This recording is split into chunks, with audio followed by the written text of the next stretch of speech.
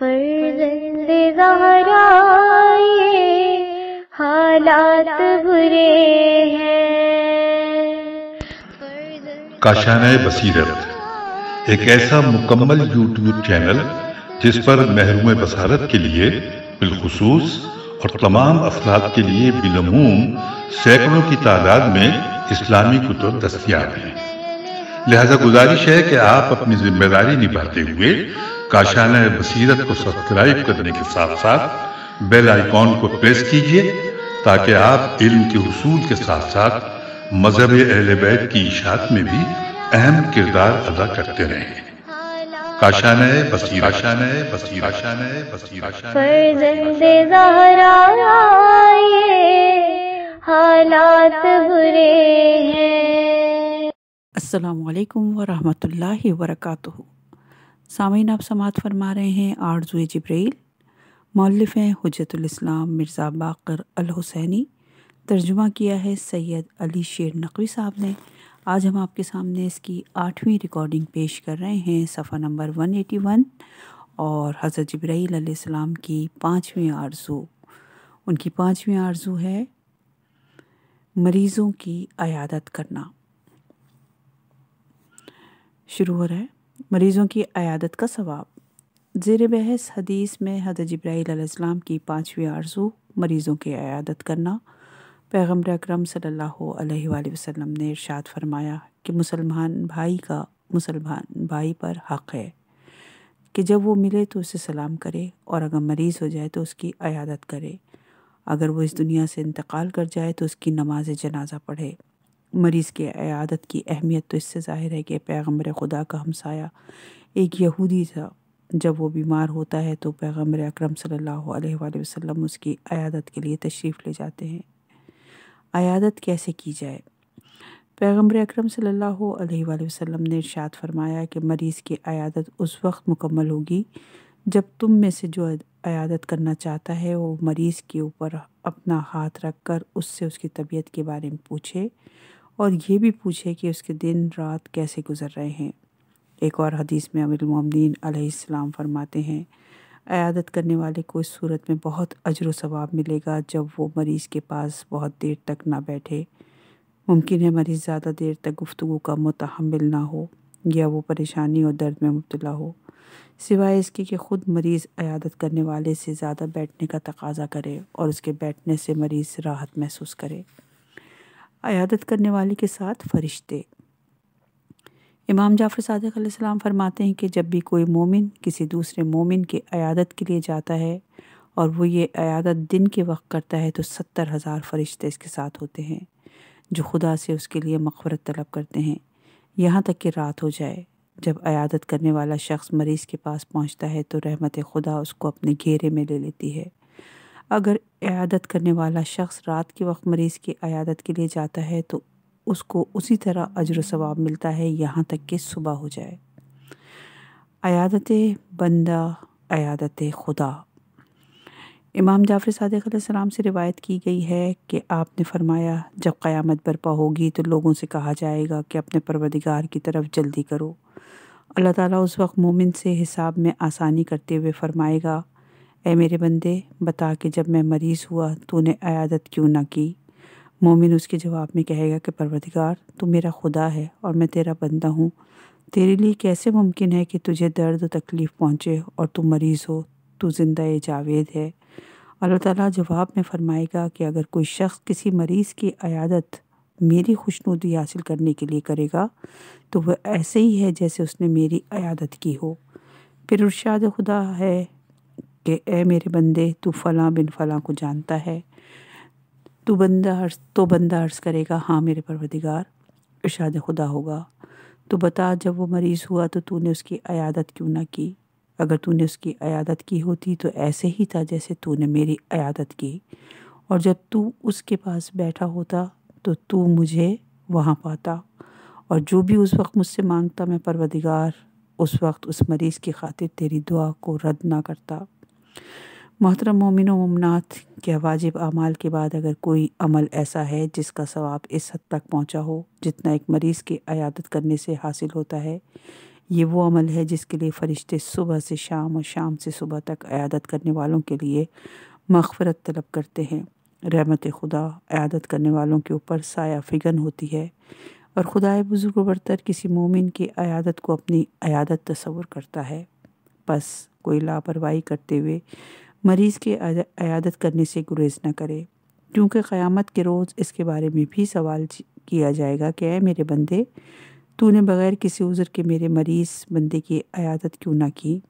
بس حضرت جبرائیل علیہ السلام کی آرزو، اے کاش میں بشر ہوتا تو مریضوں کی عیادت کرتا، بے جا اور بے محل نہیں، کیونکہ اس کی اہمیت ہی بہت زیادہ ہے۔ آئیے ہم کچھ اور متفرق چیزوں کو بھی دیکھتے ہیں جو اس سے وابستہ ہیں۔ متفرقات، صفحہ نمبر 183۔ اس میں کوئی شک نہیں کہ مریض کی عیادت کرنا بہت اجر و ثواب کا حامل ہے، لیکن کسی کا بیماری میں مبتلا ہو جانا بھی اجر و ثواب سے خالی نہیں۔ اسلامی تعلیمات میں ثواب المریض کے عنوان سے باقاعدہ باب ہے، اور ہر کسی کا اس سے باخبر ہونا ضروری ہے۔ اگر خدا نخواستہ کوئی مریض ہو جائے تو اسے بہت زیادہ پریشان اور نا امید نہیں ہونا چاہیے، بلکہ اس کا اجر و ثواب ملتا ہے۔ اس ضمن میں چند ایک روایت ہم آپ کے سامنے پیش کرتے ہیں۔ عنوان ہے درد اور مرض کا ثواب، صفحہ نمبر 184۔ نمبر 1، امام باقر علیہ السلام نے فرمایا، کسی مرض کی وجہ سے بے خواب رہنا یعنی نیند نہ آنا اجر و ثواب سے خالی نہیں، کیونکہ اس کا ثواب 1 سال کی عبادت سے بھی بہتر ہے۔ نمبر 2، امام علی بن حسین زین العابدین علیہ السلام نے فرمایا کہ 1 رات کا بخار آنا 1 سال کے گناہوں کا کفارہ ہے، کیونکہ اس بخار کا اثر بدن میں 1 سال تک رہتا ہے۔ نمبر 3، امام علی بن موسیٰ رضا علیہ السلام فرماتے ہیں کہ مرض سب کے لیے یکساں نہیں، مومن کے لیے گناہوں سے پاک کرنے والا ہے اور رحمت خدا ہے، کافر کے لیے عذاب اور لعنت خدا ہے۔ مرض مومن کے پیچھے رہتا ہے یہاں تک کہ اس کے گناہ ختم ہو جائے۔ نمبر 4، امام جعفر صادق علیہ السلام فرماتے ہیں کہ 1 رات درد سر میں مبتلا رہنا مومن کے تمام گناہوں کو سوائے گناہ نان کبیرہ کے ختم کر دیتا ہے۔ نمبر 5، امام جعفر صادق علیہ السلام نے فرمایا ہے کہ جب اللہ تعالیٰ اپنے بندے کو دوست رکھتا ہے اور اس کی طرف نظر کرتا ہے تو اس کو 3 تحفوں میں سے 1 تحفہ دیتا ہے، یا تو اس سے بخار آتا ہے، یا اس کو آنکھ میں درد ہوتا ہے، یا پھر سر درد میں مبتلا ہوتا ہے۔ نمبر 6، امام موسیٰ کاظم علیہ السلام نے فرمایا کہ حقیقت میں جب مومن مریض ہوتا ہے تو اللہ تعالیٰ اپنے ان فرشتوں کو جو گناہ لکھنے پر مامور ہیں ارشاد فرماتا ہے کہ اے میرے فرشتوں، جب تک میرا یہ بندہ مرض کے قید و بند میں گرفتار ہے، اس کے گناہ نہ لکھنا، اور اپنے ان فرشتوں کو جو نیکیاں لکھنے پر مامور ہیں ارشاد فرماتا ہے کہ اے میرے فرشتوں، میرے اس بندے کی وہ نیکیاں جو تم اس کی صحت کے زمانے میں لکھتے تھے لکھتے جاؤ۔ یہ چند ایک روایت تھیں جن کے تحت مریض کو مرض کے درد و الم برداشت کرنے پر اجر و ثواب ملتا ہے۔ ممکن ہے کوئی یہ کہے کہ اس طرح تو مریض جان بوجھ کر علاج و معالجہ نہ کروائے گا تاکہ زیادہ ثواب کا مستحق قرار پائے۔ اس کا جواب یہ ہے کہ اس طرح نہیں، ہم مرض کے ساتھ گٹھ جوڑ کر لیں اور اس کا کوئی علاج ہی نہ کروائیں، بلکہ اللہ تعالیٰ نے ہر مرض کی دوا پیدا کی ہے اور ہمیں چاہیے کہ اس کے ذریعے سے مرض کا علاج کریں۔ لیکن اس میں اہم بات یہ ہے کہ انسان کے لیے جہاں تک ممکن ہو مرض کے درد و تکلیف کو برداشت کرے، یہی چیز اس کے لیے بہتر ہے، نہ کہ معمولی سی مرض پر ہی چیخ و پکار اور دوائیاں شروع کر دے۔ اس بارے میں حضور اکرم صلی اللہ علیہ وآلہ وسلم فرماتے ہیں، اپنی تکالیف کا علاج کراؤ، کیونکہ خدا نے جس مرض کو بھی پیدا کیا ہے اس کی دوا بھی پیدا فرمائی ہے۔ البتہ ایک اور روایت میں ہے کہ جہاں تک تمہارا بدن تکلیف کو برداشت کر سکتا ہے اسے برداشت کرو، اور جب دیکھو کہ مرض کی تکلیف تمہاری برداشت سے زیادہ ہو رہی ہے تو فوراً دوا لو۔ بہترین طبی دستور العمل بھی در اہل بیت سے ملتا ہے۔ اگر انسان ان پر عمل پیرا ہو جائے تو صحت و تندرستی کو بہترین حالت میں برقرار رکھ سکتا ہے۔ نمونے کے طور پر چند ایک روایت ہم آپ کے سامنے پیش کر رہے ہیں۔ نمبر 1، امیر المومنین علیہ السلام اپنے فرزند حسن علیہ السلام سے فرماتے ہیں، کیا تم چاہتے ہو کہ میں تمہیں ایسا راز بتا دوں جس پر عمل کرنے سے تم دوا اور حکیم سے بے نیاز ہو جاؤ؟ امام حسن علیہ السلام نے جواب میں فرمایا، کیوں نہیں بابا جان۔ حضرت علی علیہ السلام نے فرمایا، بیٹے حسن، جب تک تمہیں بھوک نہ لگے دسترخوان پر نہ بیٹھو، اور ابھی بھوک باقی ہو کھانے سے اپنا ہاتھ اٹھا لو۔ غذا کو اچھی طرح چبا کر کھاؤ اور سونے سے پہلے رفع حاجت کے لیے جاؤ۔ اگر تم نے ان پر عمل کیا تو طب اور طبیب سے بے نیاز ہو جاؤ گے۔ نمبر 2، امام علی ابن موسیٰ رضا نے فرمایا، اگر لوگ غذا کھانے میں زیادتی نہ کریں، یعنی کم غذا کھائیں، تو ان کے اجسام صحیح و سالم رہیں، یعنی ان کے جسم صحیح و سالم رہیں گے۔ فارسی میں ایک ضرب مثل ہے، کم بخور ہمیشہ بخور، یعنی کم کھاؤ مگر ہمیشہ کھاؤ۔ قیامت میں بیمار کے درجات۔ نمبر 1، ایک روز پیغمبر اکرم صلی اللہ علیہ وآلہ وسلم اپنے اصحاب کو مخاطب کر کے فرماتے ہیں، بتاؤ تم میں سے کون ہے جو صحت و سلامتی کو پسند کرتا ہے اور چاہتا ہے کہ مریض نہ ہو؟ اصحاب نے عرض کیا، ہم سبھی یہی چاہتے ہیں۔ بس حضور اکرم صلی اللہ علیہ وآلہ وسلم نے فرمایا، کیا تم چاہتے ہو کہ گدھے کی مانند گم ہو جاؤ؟ کیا تم یہ نہیں چاہتے کہ ان میں سے ہو جاؤ جن کے امراض ان کے گناہوں کا کفارہ بن جائیں؟ پھر پیغمبر اسلام نے فرمایا، مجھے قسم ہے اس پروردگار کی جس کے قبضہ قدرت میں میری جان ہے، بہشت میں انسان کے لیے ایسے بلند درجات ہیں جو اعمال صالح میں سے کسی عمل سے حاصل نہیں کیے جا سکتے، مگر سوائے بلا و مصیبت کو صبر و تحمل سے برداشت کرنے پر حاصل ہوتے ہیں۔ اسی واسطے اللہ تعالیٰ جب بھی اپنے کسی بندے کو دوست رکھتا ہے، اس کو ایک بڑے امتحان میں ڈال دیتا ہے۔ اگر بندہ اس کو صبر اور استقامت سے برداشت کر لے تو اس کے لیے اللہ تعالیٰ کے پاس بڑے درجات ہیں، اور اگر ان پر بے اطمینانی اور بے صبری کا اظہار کرے تو خدا بھی اس پر غضبناک ہوتا ہے۔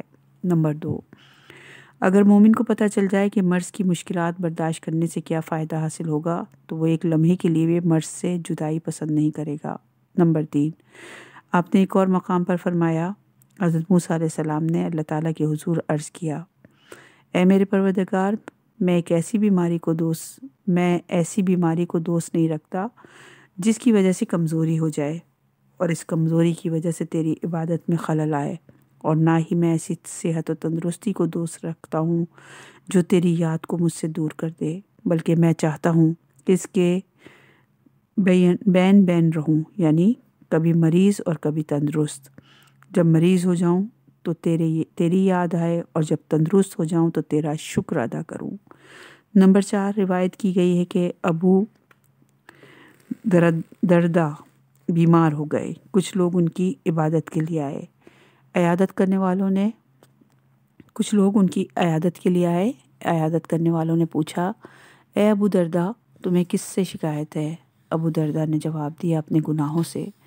پھر پوچھا گیا کہ تو کیا چاہتا ہے؟ تو اس نے جواب دیا کہ میں اپنے پروردگار سے مغفرت چاہتا ہوں۔ لوگوں نے پھر پوچھا، کیا تو نہیں چاہتا کہ تیرے لیے کسی طبیب کو بلائیں؟ تو ابو دردہ نے جواب دیا، طبیب نے خود ہی مجھے مرض میں مبتلا کیا ہے۔ ابو دردہ کا اشارہ اللہ تعالیٰ کی طرف تھا۔ لوگوں نے کہا، تجھے چاہیے کہ طبیب سے معلوم کرے کہ اس نے تجھے مرض میں کیوں مبتلا کیا۔ ابو دردہ نے جواب دیا، میں نے پوچھا ہے اس عظیم طبیب کا جواب یہ ہے کہ میں جس چیز کا ارادہ کرتا ہوں وہ ہو جاتا ہے۔ نمبر 5، روایت کی گئی ہے کہ ایک شخص بیمار ہو گیا، اس سے کہا گیا کہ تو اپنا علاج کر اور دوا کھا تاکہ بیماری سے چھٹکارا حاصل ہو۔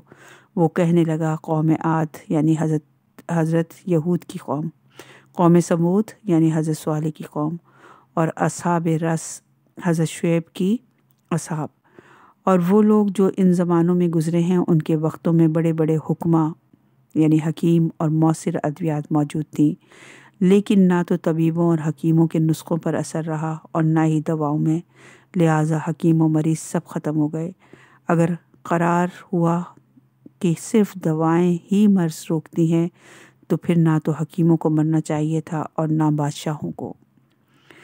نمبر 6، امام جعفر صادق علیہ السلام اپنے جد پیغمبر اکرم صلی اللہ علیہ وآلہ وسلم سے روایت کرتے ہیں کہ بخار موت کا جاسوس ہے اور یہ زمین پر خدا کا زندان ہے۔ بخار کی حدت جہنم کی گرمی ہے، لیکن مومن کے لیے یہ عجیب بخشش ہے۔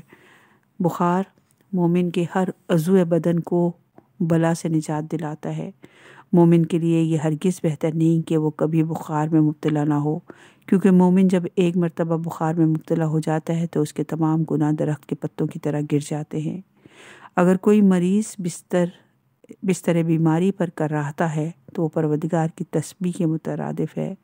اگر وہ فریاد کرتا ہے تو اس کا ثواب لا الہ الا اللہ پڑھنے کے برابر ہے۔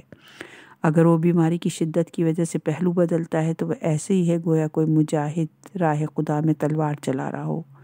اور اگر کوئی بیماری کی حالت میں عبادت خدا کرے تو اللہ تعالیٰ اس کو بخش دیتا ہے۔ نمبر 7، روایت میں آتا ہے کہ حضرت موسیٰ علیہ السلام اپنے پروردگار کے حضور مناجات میں عرض کر رہے تھے، اے میرے رب، مجھے مریض کے عیادت کے ثواب سے آگاہی عطا فرما۔ جواب آیا، ہم اس کے گناہوں کو بخش دیتے ہیں اور وہ شخص ایسا ہو جاتا ہے جیسے ابھی پیدا ہوا ہو۔ اس کے علاوہ اس پر ایک فرشتہ مقرر کر دیتے ہیں جو قیامت تک اس کے لیے بخشش و مغفرت طلب کرتا رہے گا۔ حضرت موسیٰ نے عرض کیا، جو مریض کو نہلائے دھلائے اس کا ثواب کیا ہے؟ جواب آیا، اس کے گناہوں کو بخش دیں گے اور وہ ایسا ہو جائے گا جیسے ابھی پیدا ہوا ہے۔ نمبر 8، پیغمبر اکرم صلی اللہ علیہ وآلہ وسلم نے ارشاد فرمایا کہ بیمار کی عیادت کرنے والا رحمت الہی میں غرق ہوگا، اور یہ اس کے لیے مستحب ہے کہ وہ بیمار کے حق میں دعا کرے۔ اسی طرح بیمار پر بھی مستحب ہے کہ وہ عیادت کرنے والوں کے حق میں دعا کرے، کیونکہ بیمار کی دعا جلد قبول ہوتی ہے۔ مومن کبھی خودکشی نہیں کر سکتا۔ صفحہ نمبر ہے 190۔ ناجیہ کہتی ہیں کہ میں نے امام باقر علیہ السلام کی خدمت میں عرض کیا کہ مغیرہ کہتا ہے مومن مرض جزام سے نہیں مر سکتا۔ امام نے فرمایا، وہ صاحب یاسین حبیب نجار جس کا تذکرہ سورہ یاسین میں آیا ہے کہ حالات سے واقف نہیں ہے۔ اس کے ہاتھ ایسے مڑے ہوئے تھے۔ اس وقت امام نے اپنا ہاتھ اس طرح کر کے دکھایا۔ پھر آپ نے فرمایا کہ میں دیکھتا ہوں کہ وہ کس طرح ایک مڑے ہوئے ہاتھوں کے ساتھ لوگوں کے درمیان آیا اور اس نے ان کو نصیحت کی، بس اگلے دن وہ لوگ آئے اور اس کو قتل کر دیا۔ امام نے فرمایا، مومن کے لیے ممکن ہے کہ اس پر ہر بلا آ سکتی ہے اور وہ ہر مرض میں مبتلا ہو سکتا ہے، لیکن وہ کبھی خودکشی سے نہیں مر سکتا۔ اللہ نے خودکشی حرام قرار دی ہے کیونکہ یہ اللہ تعالیٰ کی رحمت سے مایوسی کا اظہار ہے۔ بیماری کی تکلیف کا ثواب۔ عبداللہ ابن ابو یافور کہتے ہیں کہ میں ایک مدت تک بیمار رہا اور اس دوران مجھے جتنی تکلیف پہنچی اور درد ہوا اس کی شکایت اپنے امام جعفر صادق علیہ السلام سے کی۔ امام علیہ السلام نے فرمایا، اے عبداللہ، اگر مومن کو پتہ چل جائے کہ جو مشکلات و تکالیف اسے پہنچی ہیں ان کا کتنا ثواب ہے تو وہ آرزو کرے گا کہ اس کے جسم کو قینچی سے ٹکڑے ٹکڑے کر دیا جائے۔ مومن کبھی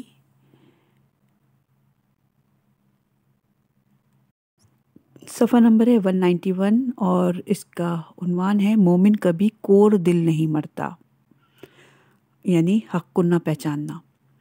محمد بن بہلول ابدی کہتے ہیں کہ میں نے امام جعفر صادق علیہ السلام سے سنا کہ آپ نے فرمایا، خدا نے مومن سے سخت ترین تکالیف اور دل کو ہلا دینے والی بیماریوں سے پناہ کا وعدہ نہیں کیا، لیکن اس سے دنیا میں دل کے اندھے پن یعنی حق کو نہ پہچاننا اور آخرت کی سختی سے نجات کا وعدہ فرمایا ہے۔ بیماری اور بلا خدا کی مہربانی۔ امام جعفر صادق علیہ السلام نے فرمایا، کسی شخص نے پیغمبر خدا صلی اللہ علیہ وآلہ وسلم کو کھانے کی دعوت پر بلایا۔ جب پیغمبر خدا اس شخص کے گھر میں داخل ہوئے تو دیکھا ایک مرغی نے دیوار پر انڈا دیا ہے اور یہ انڈا کھسک کر نیچے گرا، لیکن زمین تک پہنچنے کی بجائے راستے میں ہی ایک لوہے کی سلاخ میں اٹک کر صحیح سلامت رہ گیا۔ پیغمبر اسلام اس منظر کو دیکھ کر مسکرائے بھی اور تعجب بھی کیا۔ اس پر اس میزبان نے عرض کیا، یا رسول اللہ، مجھے قسم ہے اس ذات کی جس نے آپ کو برحق مابوس فرمایا ہے، میں نے آج تک کوئی مصیبت نہیں دیکھی۔ رسول خدا اس شخص کی یہ بات سن کر اٹھ کھڑے ہوئے اور اس کی غذا کو نہ کھایا اور جاتے وقت فرمایا، جس کسی نے آج تک مصیبت نہیں دیکھی خدا کی اس پر کوئی توجہ نہیں ہے۔ امام جعفر صادق علیہ السلام نے فرمایا کہ اللہ کے نزدیک بندے کے لیے ایک ایسا مقام ہے جہاں تک کوئی نہیں پہنچ سکتا سوائے دو ہی راستوں کے، اس کا مالی نقصان ہو جائے یا اس کے بدن پر کوئی مصیبت اور تکلیف آ جائے۔ آپ نے مزید فرمایا کہ اللہ تعالیٰ فرماتا ہے کہ اگر مومن کا دل آزردہ نہ ہوتا تو میں کافر کے سر کو لوہے کے رومال سے باندھ دیتا کہ اسے ہرگز سر درد نہ ہو۔ اس سے مراد یہ ہے کہ اگر کافر دنیا میں مریض نہ ہوتا تو مومن کا دل آزردہ ہو جاتا۔ خدا کافر کو دنیا میں سردرد بھی نہیں دینا چاہتا، جبکہ مومن کو اجر و ثواب عطا کرنے کے لیے یہ دینا چاہتا ہے۔ ایک دن پیغمبر خدا صلی اللہ علیہ وآلہ وسلم نے اپنے اصحاب سے فرمایا، ملعون ہے وہ مال جس میں سے زکوٰۃ نہ دی جائے، ملعون ہے وہ جسم جس سے زکوٰۃ نہ دی جائے، اگرچہ 40 دنوں میں ایک ہی دفعہ کیوں نہ ہو۔ اصحاب نے فرمایا، یا رسول اللہ، مال کی زکوٰۃ تو ہم جانتے ہیں، مگر یہ جسم کی زکوٰۃ کیا ہے؟ آپ نے فرمایا، جسم کوئی آفت یا مصیبت دیکھے۔ اس کو سننے پر تمام اصحاب کے رنگ اڑ گئے اور وہ متحیر ہو گئے۔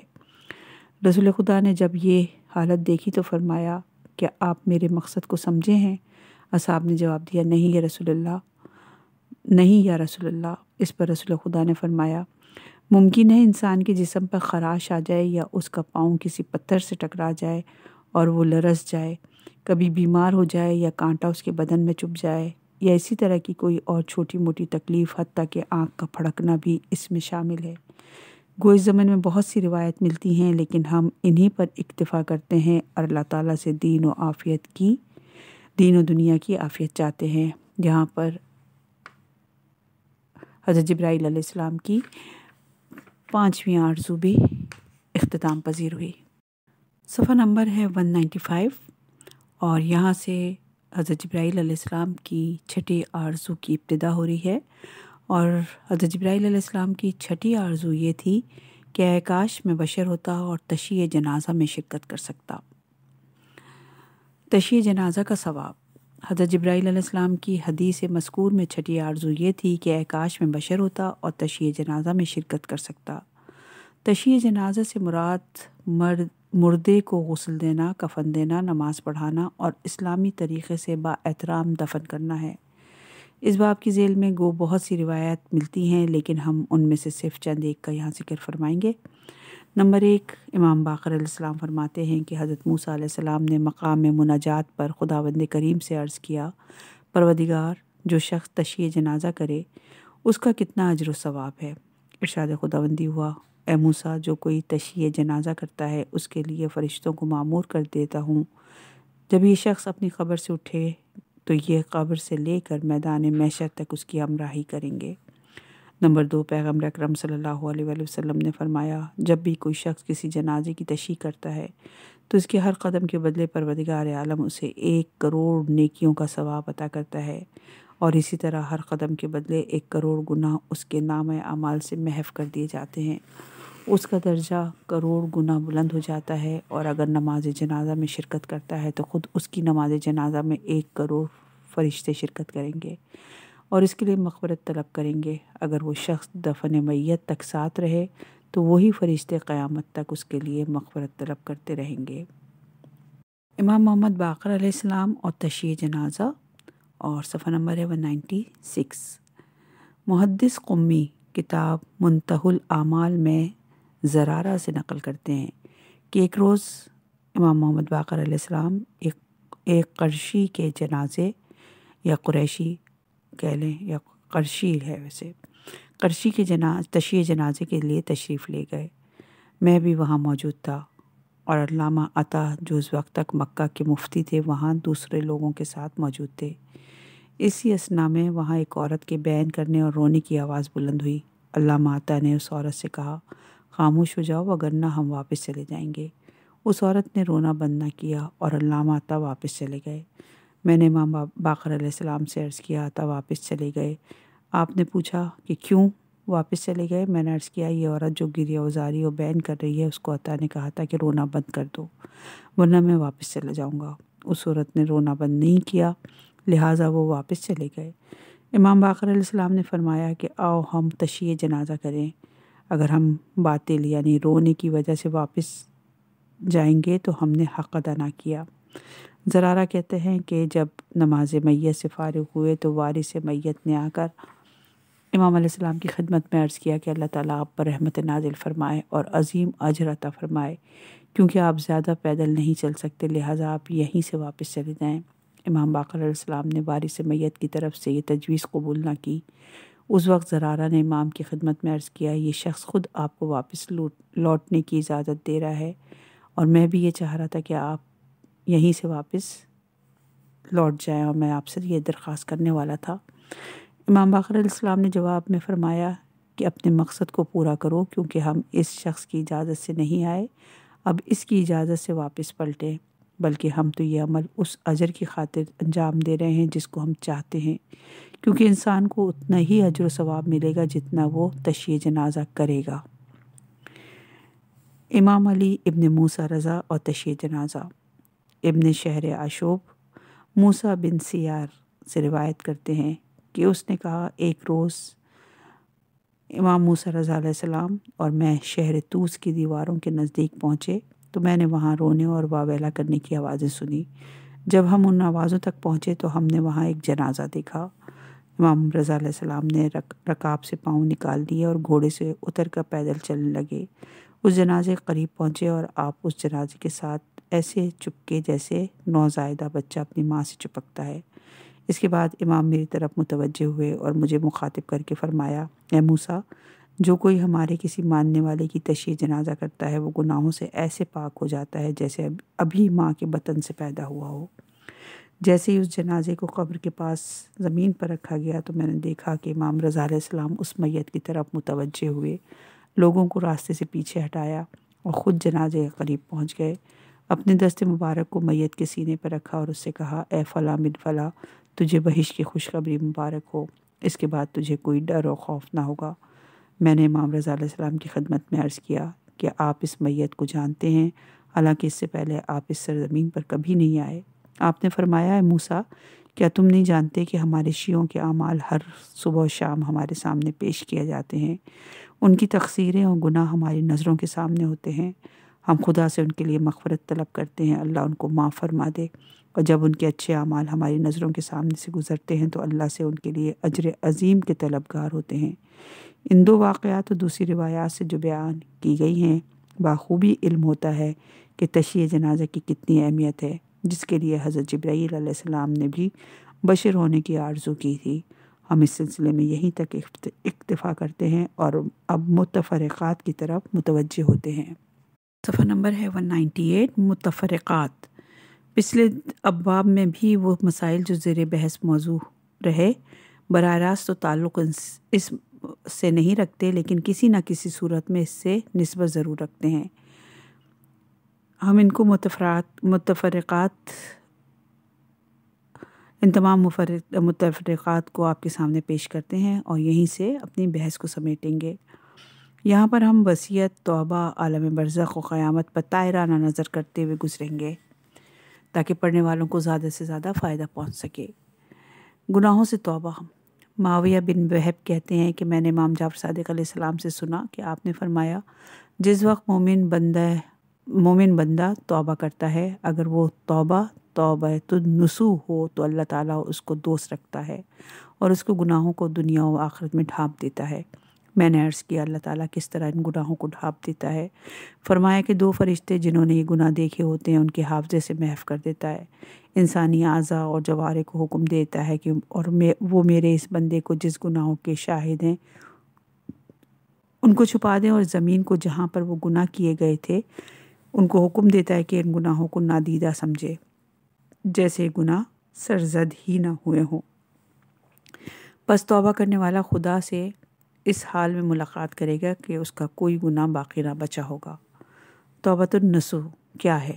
روایت میں ہے کہ توبۃ النصوح سے مراد یہ ہے کہ انسان قطعی طور پر ارادہ کرے کہ آئندہ گناہ نہ کرے گا، اور اس کا ظاہر و باطن ایک ہوگا، بلکہ اس کا باطن ظاہر سے بھی بہتر ہوگا۔ وصیت کرنا ضروری ہے۔ امام جعفر صادق علیہ السلام فرماتے ہیں کہ مسلمان کے لیے جائز نہیں کہ وہ رات بسر کر دے یہاں تک کہ صبح ہو جائے اور وصیت نامہ اس کے سرہانے کے نیچے نہ ہو۔ ام المومنین علی علیہ السلام فرماتے ہیں کہ اپنے مال کا وصی خود بن اور اپنے مال کا اس طرح مصرف کر جس طرح تو چاہتا ہے، تیرے بعد اس کا مصرف کیا جائے گا، یعنی وہ کام جو تو چاہتا تھا تیرے بعد انجام دیے جائیں تو خود ان کو انجام دے جا۔ جان کنی میں سختی۔ بیان کیا جاتا ہے کہ ایک دفعہ امیر المومنین علیہ السلام آنکھوں کی شدید درد میں مبتلا تھے۔ آپ کی کرہانے کی آواز بلند ہوئی۔ پیغمبر خدا صلی اللہ علیہ وآلہ وسلم آپ کی عیادت کے لیے تشریف لائے اور فرمایا، یہ کرہانہ کم صبری کی وجہ سے ہے یا شدت درد کی وجہ سے؟ علیہ السلام نے عرض کیا یا رسول اللہ آج تک مجھے اس سے اتنی شدید درد نہیں ہوا۔ اس پر پیغمبر خدا نے ایک ایسی خبر سنائی جس کو سن کر علی اپنا درد بھول گئے۔ وہ خبر یہ ہے، یا علی مجھے جبرائیل نے خبر دی کہ جس وقت اسرائیل کسی کافر کی روح کو قبض کرنے کے لیے آتے ہیں تو وہ اپنے ہاتھ آگ کی سلاخیں بھی ساتھ لاتے ہیں۔ اور انہی سلاخوں کی مدد سے اس کافر کی جان قبض کرتے ہیں اور اس پر جہنم بھی فریاد کرتی ہے۔ امیر المومنین علیہ السلام اٹھ کر بیٹھ گئے اور کہا یا رسول اللہ یہ بات جو آپ نے کہی ذرا اس کی تکرار فرمائیں کہ میں اس کو سن کر اپنی آنکھوں کا درد بھول گیا ہوں۔ کیا آپ کی امت میں بھی کوئی ایسا ہے جس کو اس طرح سے عذاب دیا جائے گا اور وہ اس طرح مرے گا؟ پیغمبر اسلام نے فرمایا ہاں، میری امت سے 3 قسم کے افراد ایسے ہوں گے جو اس طرح جان دیں گے۔ نمبر 1 ظلم کرنے والا حاکم، نمبر 2 یتیم کا ناحق مال کھانے والا، نمبر 3 جھوٹی گواہی دینے والا۔ فشار قبر۔ آقائے کلینی معتبر سند کے ساتھ ابو بصیر سے روایت کرتے ہیں کہ انہوں نے کہا میں نے امام جعفر صادق علیہ السلام سے پوچھا کہ کیا کوئی ایسا شخص ہے جس کو فشار قبر نہ ہوگا؟ امام نے جواب میں فرمایا میں خدا کی پناہ مانگتا ہوں ایسے بہت کم ہوں گے جن کو فشار قبر نہ ہوگا۔ جب حضرت رقیہ کو شہید کیا گیا تو رسول خدا نے ان کی قبر پر کھڑے ہو کر اپنے سر کو آسمان کی طرف بلند کیا۔ آپ کی آنکھوں سے آنسو بہہ رہے تھے۔ اس کے بعد آپ نے لوگوں کو متوجہ کر کے فرمایا جو کچھ اس مظلومہ پہ گزری ہے مجھے اس کی یاد آ گئی تھی، اس واسطے مجھے رونا آ گیا۔ میں نے پروردگار کو اپنا واسطہ دے کر دعا کی کہ اس کو فشار قبر نہ ہو، یعنی حضرت رقیہ کو۔ اللہ تعالیٰ نے اس مظلومہ کو میری خاطر معاف فرما دیا۔ بد اخلاقی اور فشار قبر۔ سعید بن معاذ جو کہ انتہائی قابل احترام صحابی رسول تھے، جب ان کا انتقال ہوا تو پیغمبر اکرم صلی اللہ علیہ وآلہ وسلم نے بذات خود ان کی تشییع جنازہ فرمائی۔ پیغمبر خدا کے علاوہ دوسرے بہت سے مسلمان اور 70,000 فرشتے بھی ان کے جنازے میں شریک ہوئے۔ نماز میت کے بعد پیغمبر اکرم صلی اللہ علیہ وآلہ وسلم نے سعد کو اپنے ہاتھوں سے سپرد خاک کیا۔ اس وقت سعد کی ماں سامنے آئی اور کہنے لگی اے جان مادر تجھے بہشت مبارک ہو۔ پیغمبر خدا نے فرمایا تجھے کیسے معلوم ہوا کہ تیرا بیٹا اہل بہشت میں سے ہے جبکہ سعد تو ابھی فشار قبر میں مبتلا ہے؟ اصحاب نے پوچھا یا رسول اللہ کیا سعد جیسے شخص کو بھی فشار قبر ہو رہا ہے؟ آپ نے فرمایا ہاں، اس بد اخلاقی کی وجہ سے جو یہ اپنے اہل خانہ سے کرتا تھا۔ عالم برزخ میں وادی سلام۔ ازبق بن نباتہ کہتے ہیں کہ میں نے امیر المومنین علیہ السلام کو دروازہ کوفے میں صحرا کے سامنے کھڑے دیکھا۔ آپ کسی سے گفتگو کر رہے تھے لیکن کوئی نظر نہیں آ رہا تھا۔ میں بھی کھڑا ہو گیا۔ کچھ وقت گزرا، میں تھک کر بیٹھ گیا تاکہ تھکاوٹ دور ہو جائے۔ تھوڑا سا آرام کرنے سے تھکاوٹ بھی دور ہو گئی لیکن امام کی گفتگو ابھی جاری تھی۔ میں نے عرض کیا یا امیر المومنین آپ کس سے باتیں کر رہے ہیں؟ آپ نے فرمایا ان سے جو دنیا سے جا چکے اور اس جگہ مسکون ہیں۔ میں نے عرض کیا ان کی روحیں تھیں یا ان کا جسد؟ آپ نے فرمایا ان کی روحیں، کاش تم بھی ان کو دیکھ سکتے کہ کس طرح ایک دوسرے کے ارد گرد جمع ہیں اور ایک دوسرے سے مانوس ہیں۔ وہ ایک دوسرے سے ملتی ہیں اور خدا کی نعمتوں کو یاد کرتی ہیں۔ عالم برزخ میں برہوت۔ جیسا کہ بیان کیا گیا کہ وادی سلام نیک اور سعادت مند ارواح کے جمع ہونے اور ظہور فرمانے کی جگہ ہے۔ اس کے برعکس برہوت ایک خشک اور بے آب و گیا صحرا ہے۔ یہاں پر نہ کوئی درخت ہے نہ کوئی کنواں۔ یہ دوزخ نما برزخ ہے جو خبیث اور بدکار روحوں کے مستقل عذاب کا مقام ہے۔ یہاں ایک حدیث بیان کی جاتی ہے جس کے مطالعے سے مطلب واضح ہو جائے گا۔ ایک روز پیغمبر خدا صلی اللہ علیہ وآلہ وسلم بارگاہ میں ایک شخص پیغمبر خدا کی بارگاہ میں حاضر ہوا اور کہنے لگا یا رسول اللہ میں ایک عجیب چیز دیکھ رہا ہوں جس سے مجھ پر وحشت سی طاری ہو گئی ہے۔ آپ نے فرمایا بتاؤ کیا دیکھا؟ وہ شخص کہنے لگا اے رسول میری بیوی سخت مریض ہو گئی ہے، مجھے کہا گیا کہ اگر صحرائے برہوت کی کنویں سے پانی لے آؤ تو یہ ٹھیک ہو جائے گی، لہٰذا میں نے وہاں سے پانی لانے کے لیے مشک اور پیالہ لیا اور راہی صحرا ہوا۔ جب میں برہوت کے صحرا میں پہنچا تو وحشتناک صحرا کو دیکھا۔ میں بہت ڈر گیا لیکن ہمت نہ ہارا اور مشک پانی سے بھر لی۔ اچانک سر کے اوپر کی طرف سے زنجیروں کی آوازیں سنائی دی اور وہ آواز قریب آتی گئی اور وہ آواز بہت قریب آ گئی۔ پھر ایک شخص جو زنجیروں میں جکڑا ہوا تھا میرے سامنے آ گیا۔ وہ کہنے لگا مجھے پانی پلاؤ، میں پیاس سے ہلاک ہوا جا رہا ہوں۔ میں نے چاہا کہ ایک پیالہ پانی کو اسے دوں، لیکن اسے اوپر کی طرف کھینچ لیا گیا یہاں تک کہ وہ سورج کے قریب پہنچ گیا۔ دوسری مرتبہ وہ شخص پھر نیچے کی طرف آیا اور میں نے چاہا کہ اسے پانی کا پیالہ دوں، لیکن اسے پھر اوپر کھینچ لیا گیا اور سورج کے قریب پہنچا دیا گیا۔ تیسری مرتبہ پھر اس طرح ہوا۔ اس کے بعد میں نے مشق کا دہانہ باندھ دیا۔ میں بہت ڈر گیا۔ آپ کی خدمت میں حاضر ہوا ہوں تاکہ آپ سے پوچھوں کہ یہ کیا ماجرا ہے۔ پیغمبر خدا نے فرمایا، وہ بدبخت قابیل حضرت آدم علیہ السلام کا بیٹا تھا جس نے اپنے بھائی حابیل کو قتل کیا تھا۔ اسے قیامت تک یہاں پر عذاب ہوتا رہے گا اور بالآخر اسے جہنم میں پھینک دیا جائے گا۔ بد کردار بری شکلوں میں۔ تفسیر مجموع البیان میں رسول خدا سے روایت کی گئی ہے کہ جس وقت معاذ نے اس آیت سورہ نبا کی آیت نمبر 18 جس دن سور پھونکا جائے گا پھر تم گروہ کے گروہ ہو کر آ جاؤ گے کہ معنی پوچھے، تو پیغمبر خدا نے فرمایا کہ معاذ تم نے بہت بڑے معنی پوچھے ہیں۔ آپ کی آنکھوں سے آنسو بہنے لگے اور آپ نے فرمایا میری امت کے گناہ گار قیامت کے روز 10 صفوں میں بٹ جائیں گے۔ اللہ تعالیٰ ان کو باقی امت مسلمہ سے جدا کر دے گا اور ان کی شکلوں کو بدل دے گا۔ کچھ لوگوں کو بندر کی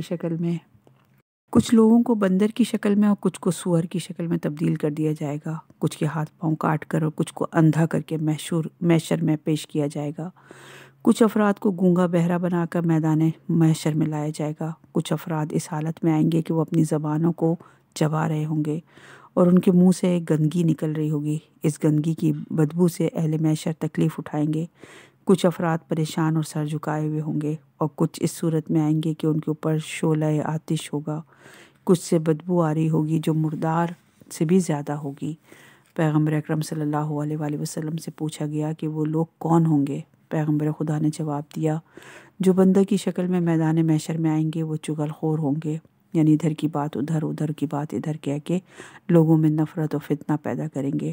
جو سوروں کی شکل میں میدان محشر میں آئیں گے وہ حرام کھانے والے ہوں گے، مثلاً کم تولنے والے، ملاوٹ کرنے والے، جوا کھیلنے والے اور دیگر حرام طریقوں سے پیسہ اکٹھا کرنے والے وغیرہ۔ اسی طرح حرام اشیاء کھانے والے، مثلاً شراب خور اور حرام گوشت کھانے والے وغیرہ۔ جو سر جھکائے کھڑے میدان محشر میں آئیں گے وہ سود کھانے والے ہوں گے، مثلاً کسی کو قرض کے طور پر رقم دے کر واپس لیتے وقت زیادہ رقم وصول کرنے والے سود خور ہوں گے۔ جو اپنی زبانوں کو چبائیں گے، ان کے منہ سے گندگی باہر نکل رہی ہوگی، وہ عالم بے عمل ہوں گے جن کے کردار و گفتار میں زمین و آسمان کا فرق ہوگا۔ جن کے ہاتھ پاؤں کاٹ کر میدان محشر میں لایا جائے گا، یہ وہ شخص ہوں گے جو اپنے ہمسایوں کو اذیت پہنچاتے تھے۔ جن کو اندھا کر کے میدان محشر میں لایا جائے گا وہ ظالم حکمران ہوں گے۔ جن کو گونگا بہرا کر کے میدان میں لایا جائے گا یہ وہ افراد ہوں گے جو خود پسند ہوں گے، یعنی وہ سوائے اپنے کسی اور کو قبول نہیں کرتے تھے اور کسی دوسرے سے راضی نہیں تھے۔ جن کے اوپر شعلہ آتش ہوگا یہ وہ افراد ہوں گے جو بادشاہوں کو خوش کرنے کے لیے لوگوں کو مصیبت میں گرفتار کرتے تھے۔ جن سے ایسی بدبو آئے گی جو مردار سے بھی زیادہ ہوگی۔ ایسے افراد ہیں جو اپنی نفسانی خواہشات کو پورا کرنے کے لیے غیر مشروع راستے اختیار کرتے تھے۔ ان کے علاوہ وہ افراد بھی شامل ہیں جو اپنے اموال سے حقوق الہی ادا نہ کرتے تھے، مثلاً خمس، زکوٰۃ وغیرہ۔ جن کو آگ کا لباس پہنا کر میدان محشر میں لایا جائے گا ایسے افراد ہوں گے جو فخر و تکبر کیا کرتے تھے۔ نامہ اعمال۔ ہم سب جس پر ایمان رکھتے ہیں وہ ہمارے اعمال کا متواتر لکھا جانا ہے۔ قرآن میں بھی چند ایک جگہوں پر اس کا تذکرہ آیا ہے، مثلاً کرامن کاتبین یعنی اعمال لکھنے والے۔ ایک اور جگہ پر ہے کہ جو 2 فرشتے اعمال لکھنے پر مامور ہیں، ہر چھوٹی سے چھوٹی بات کو بھی لکھ لیتے ہیں۔ وہ کوئی لفظ منہ سے نہیں نکالنے پاتا مگر اس کے پاس ایک تاک لگانے والا موجود ہے۔ نیک ارادہ بھی نیکی ہے۔ ایک شخص نے معصوم علیہ السلام سے پوچھا کہ فرشتے نیک نیتی کو کیسے جان لیتے ہیں جسے وہ لکھتے ہیں؟ معصوم نے جواب دیا، جب کوئی شخص نیک کام کرنے کی نیت کرتا ہے تو اس سے خوشبو آنا شروع ہو جاتی ہے اور فرشتے اس سے خوش ہو جاتے ہیں۔ جب برے کام کی نیت کرتے ہیں تو اس سے بدبو آنا شروع ہو جاتی ہے اور یہ فرشتے اس سے ناخوش ہوتے ہیں۔ جب کوئی شخص کسی نیک کام کی نیت کرتا ہے تو فرشتے اس کے لیے ایک نیکی لکھ دیتے ہیں اور اگر اس کام کو انجام دیتا ہے تو اس کے لیے 10 نیکیاں لکھ دیتے ہیں۔ اگر کوئی گناہ کی نیت کرتا ہے تو اس نیت کو نہیں لکھا جاتا تا وقت یہ اس کام کو انجام نہ دے دیا جائے۔ اگر انجام دے دیا جائے تو بس وہی لکھ دیتے ہیں۔ خدا کا ایک اور لطف یہ ہے کہ جب کوئی گناہ کرتا ہے تو گناہ لکھنے والا فرشتہ کہتا ہے کہ اس سے مہلت دو، شاید اپنے کیے پر پریشان ہو جائے، وہ توبہ کر لے، بس اسے 7 گھنٹے تک مہلت دی جاتی ہے۔ پھر بھی اگر توبہ نہ کی جائے تو وہ کہتے ہیں کہ یہ بندہ کس قدر بے حیا ہے، اس وقت اس کے گناہ کو لکھ دیا جاتا ہے۔ روایت سے تو یہی پتہ چلتا ہے کہ ہر کسی کے نامہ اعمال کی 2 کتابیں ہوتی ہیں، ایک نیکوں والی کتاب اور دوسرے گناہوں والی کتاب۔ لہٰذا جو کوئی بھی اچھا یا برا کام انجام دیتا ہے، یہاں تک کہ آگ کو پھونک مارنا تک لکھ لیا جاتا ہے۔ سورہ طور میں اللہ تعالیٰ فرماتا ہے وہ جو بھی کام انجام دیتے ہیں چاہے چھوٹا ہو یا بڑا، ان کے نامہ اعمال میں لکھ دیا جاتا ہے۔ قیامت میں مفلس کون؟ صفحہ نمبر ہے 208۔ کتاب لیالی الاخبار میں پیغمبر خدا سے نقل کیا گیا ہے کہ آپ نے اپنے اصحاب سے فرمایا کیا تم جانتے ہو کہ مفلس کون ہے؟ اصحاب نے کہا ہمارے درمیان وہ شخص جس کے پاس کوئی نقد مال اور دولت یا جائیداد وغیرہ نہ ہو مفلس ہے۔ رسول خدا نے فرمایا مفلس کا مطلب یہ نہیں بلکہ میری امت میں حقیقی مفلس وہ ہے جو قیامت کے روز اپنی نمازوں، روزوں، حج و زکوٰۃ کے ساتھ آئے گا، لیکن دنیا میں دوسرے لوگوں کو گالیاں دینے کی وجہ سے یا کسی کا مال کھانے کی وجہ سے یا کسی کا خون ناحق بہانے کی وجہ سے اس کی تمام نیکیاں ان افراد میں بانٹ دی جائیں گی، لیکن وہ اپنے گناہوں کی وجہ سے ابھی تک مقروض ہوگا جو اس کے حساب میں لکھ دیا جائے گا۔ عذاب الہی اور عدل۔ کیا شدید عذاب دنیا عدل الہی سے مطابقت رکھتا ہے؟ یہ وہ سوال ہے جو اکثر لوگوں کے دماغ میں ابھرتا ہے، یعنی کچھ لوگوں کو ہمیشہ ہمیشہ کے لیے سخت عذاب میں کیوں مبتلا کر دیا جائے گا، اور کیا یہ عدل ہے؟